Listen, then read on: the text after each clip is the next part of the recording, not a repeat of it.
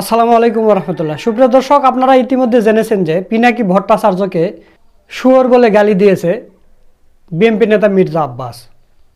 তো পিনাকি ভট্টাচার্য কিন্তু বসে থাকবে না। মির্জা আব্বাস পিনাকি ভট্টাচার্যকে গালি দিয়ে নিজের বিপদ নিজে টেনে এনেছে এবং বিএনপিকেও বিপদে ফেলে দিয়েছে।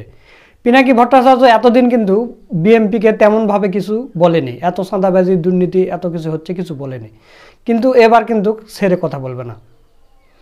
আপনারা জানেন যে পিনাকি ভট্টাচার্য এই হাসিনাকে তাড়ানোর জন্য কত কি করেছে এবং হাসিনাও পিনাকিকে ধরার জন্য অনেক চেষ্টা করেছে। তার পুরা রাষ্ট্রশক্তি দিয়েও পিনাকির কিচ্ছু করতে পারেনি এবং ইন্ডিয়াকে দিয়েও পিনাকির কিছু করতে পারেনি। তো এই মির্জা আব্বাস এগুলো তো ফালতু বিষয়, এরা তো এখনও ক্ষমতায় যায়নি, ক্ষমতায় গেলেও কী করবে, এরা তো আর হাসিনার চাইতে বড় শক্তিশালী নয় বা ভারতের চাইতেও বড় শক্তিশালী নয়। ইউটিউবার বলে সম্বোধন করেছে, আবার বলেছে যে কি জানো ইউটিউব থেকে টাকা কামাইয়ের জন্য এগুলো করে। আরে ভাই, টাকা পয়সা লাগলে আমাদের বলেন, আমরা চান্দা তুলে আপনাকে দেব। এগুলো কেমন কথা? আমরা অনেক আগে থেকে বলে আসছিলাম যে এই বিএনপির শীর্ষ কয়েকটা নেতাকর্মীদের যদি এখনই লাগাম টেনে না ধরা যায় তাহলে কিন্তু সামনেতে বিএনপির অনেক বিপদ আছে। তো এই কথা বলতে বলতে কিন্তু লাগামহীন কথা বলে ফেলেছে মির্জা আব্বাস সাহেব। পিনাকি ভট্টাচার্য কিন্তু ছেড়ে কথা বলবে না, সেটা আমি আপনাদের আগেই বললাম। তো প্রিয় দর্শক, আমি এই বিষয় নিয়ে আর বেশি কথা বলতে চাচ্ছি না। এই বিষয় নিয়ে গুরুত্বপূর্ণ আলোচনা করছেন এবং মির্জা আব্বাসকে কঠিন ধলাই করছেন আমাদের বড় ভাই মোহাম্মদ সুলাইমান।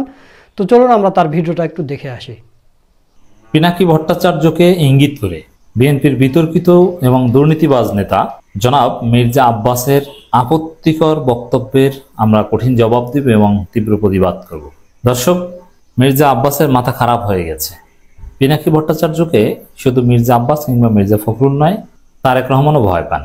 এবার খোলামেলা কথা বলেছেন মির্জা আব্বাস। এর আগে নানান কথা বলেছেন, সেটা নিয়ে আমরা আলোচনা করেছি। কখনো কখনো কুতুব বলে কটাক্ষ করতে চেয়েছেন এবং পিনাকিরা নাকি দেশে অস্থিতিশীলতা সৃষ্টি করতে চায়, অনেক কিছু বলেছেন। এবার মির্জা আব্বাস যেটা বলেছেন, তিনি লিমিট ক্রস করেছেন এবং মির্জা আব্বাসের জন্য সামনে কঠিন পরিস্থিতি অপেক্ষা করছে। তিনি কঠিন পরিস্থিতিতে পড়তে যাচ্ছেন।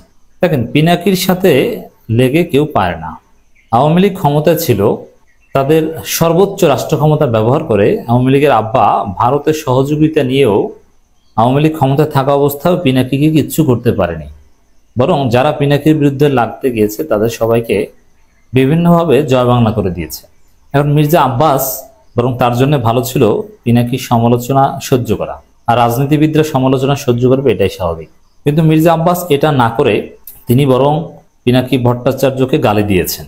পিনাকির যে স্টাইল, তার যে অ্যাপ্রোচ, তাকে যারা এভাবে গালি দেয় পিনাকি তাদেরকে ছাড়েন না, ছাই দিয়ে তাদেরকে ধরে।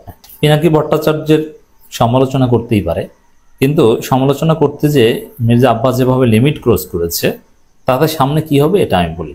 মির্জা আব্বাসের অনেক দুর্নীতি, ভারতের দালালি অনেক প্রমাণ, আওয়ামী লীগের সাথে কিভাবে আতাত করে গত 15 বছর চলেছে তার অনেক প্রমাণ, কিভাবে টাকা খেয়ে আপোষ করে আন্দোলন বিক্রি করে দিয়েছে।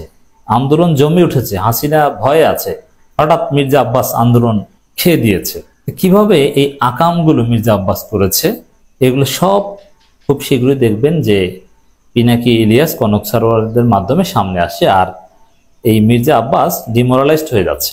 এই মির্জা আব্বাসের রাজনৈতিক ক্যারিয়ারেই হুমকির মধ্যে পড়বে এমন দুর্নীতি বা আকামের তথ্য সামনে আসবে। তো মির্জা আব্বাস কোন জায়গায় পা দিয়েছেন তিনি বুঝতেও পারেননি এবং তিনি আগুন নিয়ে খেলছেন যে আগুনে তার হাত পুড়ে যাবে। তো মির্জা আব্বাসের জন্য সামনে সেই কঠিন পরিস্থিতি আছে। কি বলছেন মির্জা আব্বাস? অনলাইনে কিছু কন্টেন্ট ক্রিয়েটর সমালোচনা করে মির্জা আব্বাস বলেন, দেখেন কিছু কন্টেন্ট ক্রিয়েটর বেসিক্যালি পিনাকি ভট্টাচার্যকে বলেছে, এটা তো সবাই বলছে। এবং যে শব্দগুলো বলেছেন যে একজনে শুয়োরের বাচ্চা না কি বলে গালি দেয়, তাকে আবার সমর্থন করেন পিনাকি ভট্টাচার্য, এটা স্পষ্ট। জারজ মিল্টন বকা দিয়েছে আমাকে, সেটাকে সমর্থন করেছে পিনাকি। অর্থাৎ জারজ মিল্টন যে ভাষা আমাকে বকা দিয়েছে পিনাকি সমর্থন করেছে। আমি বলতে চাই যে ওরা সবাই একই বংশের, একই গোত্রের সন্তান। এই গ্রুপটা এবং এই শুকুরের গোষ্ঠী কখনো বাংলাদেশের কোনো সরকারকে স্থিতিশীল থাকতে দেবে না। পিনাকি ভট্ট কিছু কন্টেন্ট ক্রিয়েটর এমনভাবে বলছেন যেটা কন্টেন্ট ক্রিয়েটর। প্রথমে বলেছে কন্টেন্ট ক্রিয়েটর, আপনি কন্টেন্ট ক্রিয়েট করে দেখান না যে এই জিনিসটা কি। বিভিন্ন বিশ্ববিদ্যালয় পড়ানো চাইতে অনেক ক্ষেত্রে এটা কঠিন। যারা কন্টেন্ট ক্রিয়েট করে পলিটিক্যাল, এরা কারা, এরা কি জানেন? পিনাকি ভট্টাচার্যকে আমি বলি বাংলাদেশের একজন শীর্ষস্থানীয় রাষ্ট্রবিজ্ঞানী। তিনি ডাক্তার, এটা তার প্রধান পরিচয় না। এখন তাকে আমি বলি এখন রাষ্ট্রবিজ্ঞানী। তিনি অনেক থিওরির প্রোপোনেন্ট, তিনি একজন থিওরিস্ট। অতএব তাকে কন্টেন্ট ক্রিয়েটর বলে ছোট করার চেষ্টা করছে, কিন্তু কন্টেন্ট ক্রিয়েটর জিনিসটা ভিন্ন। শিক্ষাগত যোগ্যতা, আচ্ছা মির্জা আব্বাস কি পড়েছে, তার রেজাল্ট কি? সাপোজ আমি একজন কন্টেন্ট ক্রিয়েটর, আমার যে শিক্ষাগত যোগ্যতা, আমার যে একাডেমিক প্রোফাইল, আমার যে রেজাল্ট, মির্জা আব্বাসের 14 গোষ্ঠীর মধ্যেও সেটা নাই। আমার মতো ক্ষুদ্র লোকের ক্ষেত্রে আমি বললাম, আর পিনাকি ভট্টাচার্য তো আমাদের অনেক অনেক উপরের লোক। অতএব দর্শক, এই কন্টেন্ট ক্রিয়েটররা যে কি, এরা যে রাষ্ট্রবিজ্ঞানী, এদের এই ভিডিওগুলো যদি ইংরেজিতে লিখলে তো ঠিক থাকে, ইংরেজিতে যদি বই আকারে বের করা হয়, এটা অনেক কিছু। আর পিনাকি ভট্টাচার্য তো একজন প্রতিষ্ঠিত লেখক, তার অনেকগুলো বই আছে, তার বই প্রচুর বিক্রি হয়, মানে আগে থেকেই লেখালেখি করেন, একজন উঁচু মাপের লেখক, সাহিত্যিক, আপনি নানানভাবে বলতে পারেন। কিন্তু আপনি ইচ্ছে করে কন্টেন্ট ক্রিয়েটর বলে ছোট করার চেষ্টা করছেন। না, ছোট পিনাকি ভট্টাচার্য হয়নি, ছোট হয়েছেন আপনি। আর এই কন্টেন্ট ক্রিয়েটররাই হাসিনার 12টা বাজিয়ে দিয়েছে। এই কন্টেন্ট ক্রিয়েটরদের ভয়ে সবসময় হাসিনা অতিষ্ঠ থাকতো, এদেরকেই হাসিনা খুঁজতো। পিনাকি ভট্টাচার্যের ধরার নানান চেষ্টা হাসিনা করেছে, আওয়ামী লীগের লোকজন তাকে হত্যার হুমকি দিয়েছে। অতএব মির্জা আব্বাসকে কিন্তু হত্যার হুমকি দেয়নি। এই কন্টেন্ট ক্রিয়েটরদেরই হাসিনা ভয় পেত, এবং এরাই ছিল হাসিনার বিরুদ্ধে প্রধান শক্তি, এরাই আলোচনা জারি রেখেছে। এবং হাসিনা বলছে পরবর্তীতে পরাজয়ের পর যে আমরা আগে পরাজিত হয়েছি ফেসবুকে, মানে কন্টেন্ট ক্রিয়েটরদের কাছে, তারপরে পরাজিত হয়েছি মাঠে। অতএব এই কন্টেন্ট ক্রিয়েটরদের উচ্চতা কি, এটা মির্জা আব্বাসের এই বক্তব্যের জবাবে হয়েছে আশা করি। তারা আমার সম্পর্কে, আমার দলের সেক্রেটারি জেনারেল মির্জা ফখরুল ইসলাম আলমগীর, দলের ভারপ্রাপ্ত চেয়ারম্যান তারেক রহমান এবং তার পরিবার সম্পর্কে বাজে খারাপ ভাষায় কথাবার্তা বলা শুরু। এই দেশের রাজনীতিবিদদের সম্বন্ধে কুৎসরণা করে, গালিগালাজ করে, এবং আমি আশ্চর্য হয়ে গেলাম। প্রথম গালিগালাজ শুরু করলো তারা আমাকে, তারপরে তারা শুরু করলো আমাদের সেক্রেটারি জেনারেল মির্জা ফখরুল সাহেবকে, তারপর তারেক রহমান সাহেবকে, আমাদের অ্যাক্টিং চেয়ারম্যান, এমনকি তার পরিবার সম্পর্কেও তারা কথাবার্তা বলা শুরু করেছে। কি খারাপ ভাষায় কথাবার্তা বলেছে? কোনো খারাপ ভাষা বলে না। এই যে ডাক্তার মুরাদ যেরকম তারেক রহমান তার পরিবার সম্পর্কে খারাপ ভাষায় কথা বলছে, এরকম কোনো খারাপ ভাষা না, কখনো না, এটা মিথ্যা কথা।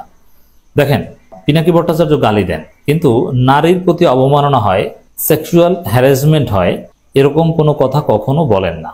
এর মানে নোংরা কথা কখনো বলেন না। গালি দেন দালাল, জাউরার ঘরে জাউরা, এইসব গালি দেন, কিন্তু এগুলো একটাও আপনি বাংলাদেশের ফৌজদারি দণ্ডবিধিতে অপরাধ হিসেবে দেখাতে পারবেন না। অপরাধ হচ্ছে নারীর প্রতি সহিংসতা, নারীর অবমাননা, এইগুলো। আর এইসব গালি দেওয়া এটা অপরাধ নয়, এটা আমাদের সামাজিক একটা কালচারও বটে। অপেক্ষা করুন, ওরা ডক্টর ইউনূস সাহেবকে ধরবে।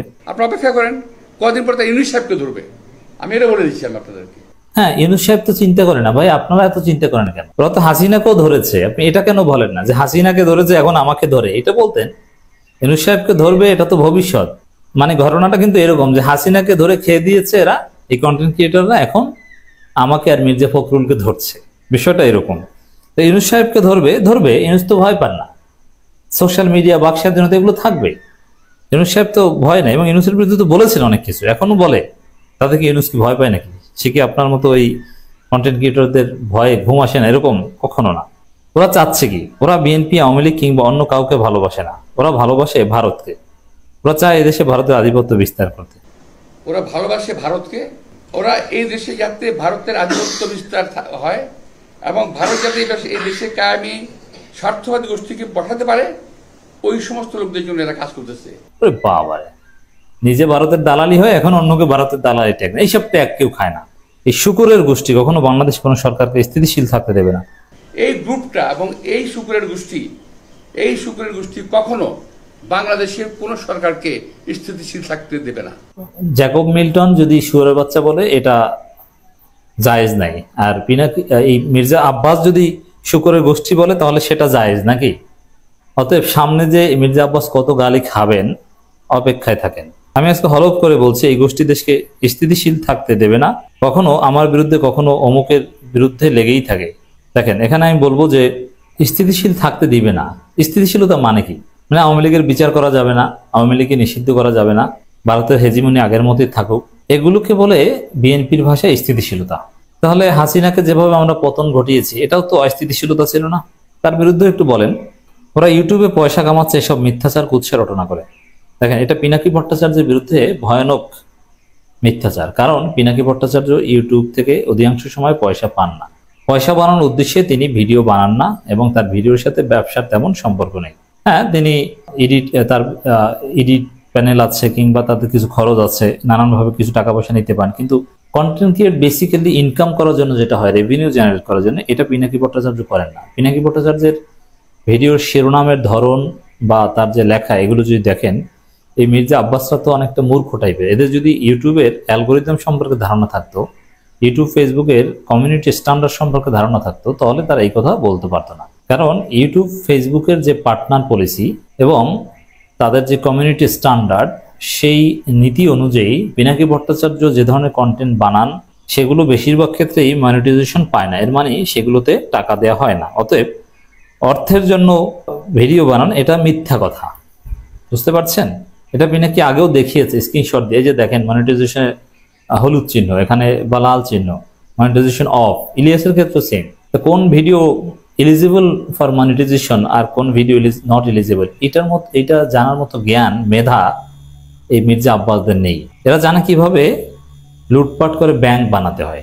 ইউটিউব জগৎ সম্পর্কে ধারণা নাই বলে আশা করি জবাব হয়েছে, যে জানেই না যে এখানে কিভাবে টাকা ইনকাম করতে হয় ইউটিউব থেকে।